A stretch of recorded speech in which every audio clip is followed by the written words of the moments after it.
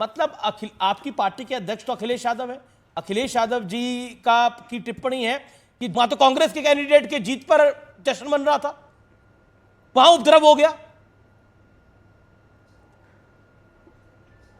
नहीं, तो अमित जी, जहां जहां भारतीय जनता पार्टी की सरकार है, जिनकी जिम्मेदारी लॉ एंड ऑर्डर की है, आपको उनकी जिम्मेदारी नजर नहीं आती है। अच्छा। आपको नहीं लगता कि इन सरकारों की कोई जिम्मेदारी है? अगर लॉ एंड ऑर्डर मेंटेन नहीं कर पाई है वहां की सरकारें, तो उनकी कोई जिम्मेदारी नहीं है। जिम्मेदारी किसकी है? उस प्रदेश की विपक्ष की जिम्मेदारी है, उस प्रदेश के नेताओं की जिम्मेदारी है जो विपक्ष में। सरकार की कोई जिम्मेदारी नहीं है। सरकार की लॉ एंड ऑर्डर मेंटेन करने की कोई जिम्मेदारी नहीं है। बिल्कुल शासन प्रशासन की जिम्मेदारी होती है।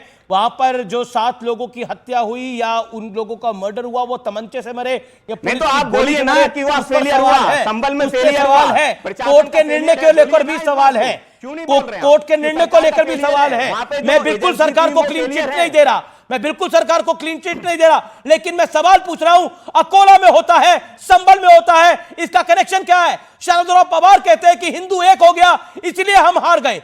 कमाल की बात है, कल तक तो फतवे इशू करवा रहे थे महाराष्ट्र के चुनाव के अंदर, करवा रहे थे नहीं करवा रहे थे। उनके कैंडिडेट नोमाला कर बोल रहे थे कि जियारत कर रहे थे कि हमें समर्थन दीजिए। पीडीए एक हुआ है, पीडीए वो नहीं दिखाई दे रहा था, एक हुआ है, इसलिए भाजपा बेचैन है। कमाल का पीडीए चल रहा है ये।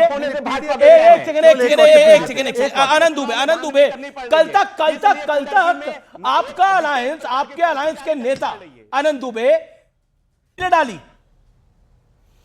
कुछ नेताओं ने तो बाकायदा तस्वीरें डाली। आज शरद पवार साहब कह रहे हैं, जो कि वरिष्ठ नेता हैं आपके गठबंधन के, कि हिंदू एक हो गए इसलिए हम हार गए।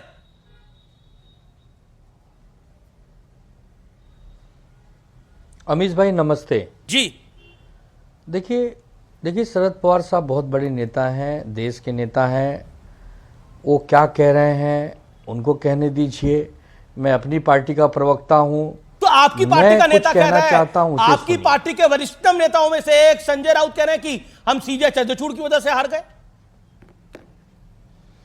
नहीं, उनके पीछे का तर्क समझने की आवश्यकता है। 2022 में जब 20 जून को एक बड़ी गद्दारी हुई, सरकार गिराई गई, हम कोर्ट में गए, हमने कहा कि हमारे 16 विधायक अपात्र कर दो, ये भागे हैं, हमारी नाम और चिन्ह पे चुन के आए थे, लेकिन ये अब हमारे साथ नहीं है।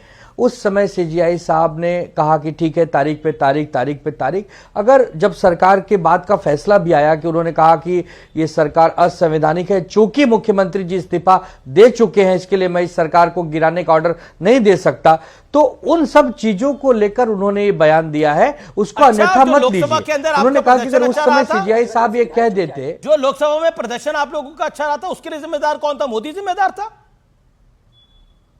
तब ईवीएम की भी कोई गलती नहीं हुई होगी।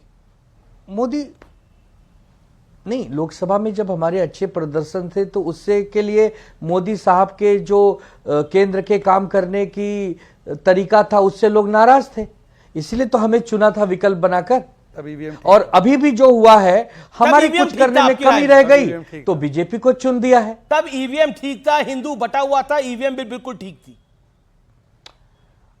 अमीश भाई देखिए, आपने आनंद दुबे को बिठाया है तो आनंद दुबे की बात सुननी पड़ेगी। मैं तो सुन मैंने कहा कि ईवीएम का दोष है, मैंने कहा सीजीआई साहब का दोष है। नहीं, संजय राउत नहीं, आपके नेता देखिए, आप एक पार्टी के प्रवक्ता हैं, एक गठबंधन के पार्टनर हैं, इसलिए सवाल आपसे आनंद जी। ठीक है, तो मैं कह तो रहा हूं कि असफलता राह दिखाती है, इस राह पर चलना सीखो। असफलता कुछ समझाती है, इस समझ को समझना सीखो।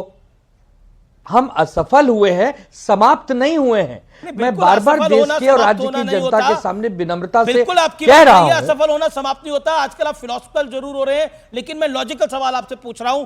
आपके 2 वरिष्ठ नेताओं में से एक, आपके गठबंधन का एक और एक आपकी पार्टी के जो बयान दे रहे हैं, मैं उस पर पूछ रहा हूं। आप कह रहे हैं लोकसभा चुनाव के अंदर तो आपके सिंबल पे जीत हो गई थी, उद्धव ठाकरे के नाम पे जीत हो गई थी, हिंदू एक नहीं हुआ था तो जीत हो गई थी। आज हिंदू एक हो गया तो शरद पवार कह रहे हैं, उनका जो कहना है, ये मैं नहीं कह रहा, वो कह रहे थे कि हिंदू एक हो गया इसलिए हम चुनाव हार गए। अगर वो क्लियर कट कह रहे, अगर हिंदू डिवाइड रहता तो हमारा खेल बन जाता, तो नुमानी का फतवा चल जाता। नुमानी का फतवा तो अभी भी चला ना। ऐसा है कि हम तो आज भी कह रहे हैं, कल भी कह रहे हैं कि हम हिंदुत्ववादी पार्टी हैं, गर्व से कहो हम हिंदू हैं, लेकिन हो सकता है जनता को हम नहीं बता पाए, कहीं कम पड़ गए, कोई बात नहीं, फिर बताएंगे। अरे हम हिंदू ही हैं, हिंदुत्व का झंडा लेकर ही चलते हैं। चूंकि हम कांग्रेस पार्टी के साथ काम कर रहे हैं तो बीजेपी ने एक नैरेटिव सेट किया कि शिवसेना ने हिंदुत्व छोड़ दिया है, ये लोग हिंदू विरोधी हो गए और उसमें वो कामयाब रहे, हमें वोट कम मिले। आप काम नहीं करे, कांग्रेस पार्टी ने आपका काम कर अमित जी दिया। 20 सेकंड तुरंत मौका दीजिए। देखिए एक तो देखिए गद्दार कौन है, गद्दारी किसने की, ये जनता ने बता दिया। और शिवसेना हमारे साथ है, एनसीपी हमारे साथ है, ये दोनों बाकी तो यहाँ पर नकली बैठे हैं। ये जनता ने तय किया, मैंने नहीं तय किया, और इलेक्शन कमीशन ने भी तय किया। दूसरी बात, ठीक है, अगर आप कहते हैं कि आप हम नकली हैं, जी मेरे हम बीच में फिर जनता के पास जाएंगे, अमित जी हम जनता के पास फिर जाएंगे, हम कहेंगे कि शहजाद, उन्होंने पूरी बात हाजी बोली, शहजाद आपने कह रहे हैं रोका कि हम नकली अरे हैं, ये क्या तरीका है जनता अमित फिर जी? सुनेगी। Amit ji this is not right. मैं अपना समय नहीं दूंगा, मेरे 20-30 सेकंड होते हैं उसमें भी इंटरप्ट होता है। नहीं ऐसे नहीं होता, नहीं मुझे पूरा बोलने दीजिए, नहीं पूरा बोलने दीजिए मुझे प्लीज। दूसरी बात, आज मैं आनंद दुबे जी से पूछ रहा हूं, आपके अंतरराष्ट्रीय प्रवक्ता सबसे बड़े जोकर महाराष्ट्र के संजय राउत ने बोला ईवीएम और सीजीआई दोषी है, प्रियंका चतुर्वेदी ने बोला, आप उससे एग्री करते डिसएग्री करते? शरद पवार ने तो बोला ईवीएम नहीं है, ये उन्होंने जो बोला है। किसको बोल रहे हैं? संजय राउत बड़े नेता। नेता नहीं, वो जोकर ही है, मैं तो जोकर ही बोलूंगा। तीसरी बात, एक सेकंड मैं आपको मौका दूंगा, एक बात बताइए, तीसरी बात, आप अपने पॉइंट को रखना, आप अपने पॉइंट को रखना, 30 सेकंड दे दीजिए।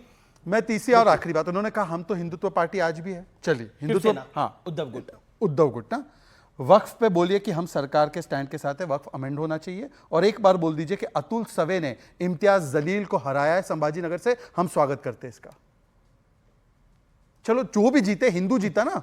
देखिए ऐसा, अब बोलिए एक बार, तो आपने एक बार बोलिए, एमआईएम के कैंडिडेट के लिए नहीं बोल पा रहे, सोचिए। जोकर, एक मिनट पहले मुझे बोलने दीजिए, पहले बोलने दीजिए। बोलो, दोनों जवाब देना है सवाल। आदरणीय संजय राउत जी को जोकर कहा, ये आपका फिर से बोलूंगा, सभ्यता संस्कृति का परिचय आपने दिया। जोकर ही है वो, मैं आपके 10 नेताओं बार को बोलूंगा। जोकर नहीं कह सकता, मैं आपके नेताओं को जोकर क्या कोई कुछ भी मैं नहीं कह सकता, जो गरिमापूर्ण शब्द है मैं वही कहूंगा, ये मेरे संस्कार है। दूसरी बात, जब हम चुनाव लड़ते हैं तो या तो जीतते हैं या तो हारते हैं। अब अतुल सावे जीते हैं, इम्तियाज जलील हारे हैं, वो तो बी टीम आपकी है ना शहजाद भाई। एमआईएम आपकी बी टीम है, ये मनसे आपकी बी टीम है, ये वंचित बहुजन अघाड़ी आपकी टीम है। आप अपनी बी टीमों को पूछिए। बड़ी खबर आ रही है, बड़ी खबर आ रही है, देवेंद्र फडणवीस दिल्ली के लिए रवाना हो गए हैं और कुछ देर में दिल्ली लैंड करेंगे। वो एक निजी कार्यक्रम में आ रहे हैं, आज ओम बिरला की बेटी की शादी की रिसेप्शन है, वहां वो आ रहे हैं, जो मेरी जानकारी है। अमित शाह के साथ आज देर रात मुलाकात हो सकती है, एकनाथ शिंदे और अजीत दादा पवार भी साथ में हैं, तीनों आ रहे हैं और लगभग महायुति में सहमति बन गई है। ऐसी सूत्रों से जानकारी मिल रही है कि बीजेपी का सीएम फेस होगा। क्या वो देवेंद्र फडणवीस होंगे, ये बड़ी बात होगी। एक निजी कार्यक्रम में शामिल होने के लिए आ रहे हैं, जैसे मैंने आपको बताया ओम बिरला की घर पे कार्यक्रम में शामिल होने के लिए आ रहे हैं, जो कि लोकसभा स्पीकर हैं। मैं सीधा रुख करता हूं, मेरे साथ आदिल हैं, जो कि आदिल हसन, प्रवक्ता एआईएमआईएम के। आप बी टीम है, सी टीम है, डी टीम है, ई टीम है, एफ टीम है, ये निर्धारित आदिल भाई आप करिए, आपका प्रोगेटिव है। लेकिन ये जो महाराष्ट्र के नतीजे आए हैं, ये आईना किसको है? महाराष्ट्र की जनता ने जिसको भी वोट दिया है, वो जनता ने वोट दिया है। किसकी कहीं कमी होगी, कहीं अच्छा होगा, जनता ने फैसला लिया है। अब जनता का फैसला तो सबको सम्मान करना चाहिए। और बीजेपी या शिवसेना जो हैं, उद्धव जी का, अब उनसे सर्टिफिकेट तो लेने की ज़रूरत नहीं है। बाबरी मस्जिद को जिसने शहीद किया, ये अलल एलानिया बोलते हैं। महाराष्ट्र की जनता इनको सुन भी रही है, सुनी भी, इसलिए इनको अहंकार को इनको ज़मीन पर ला दिया है।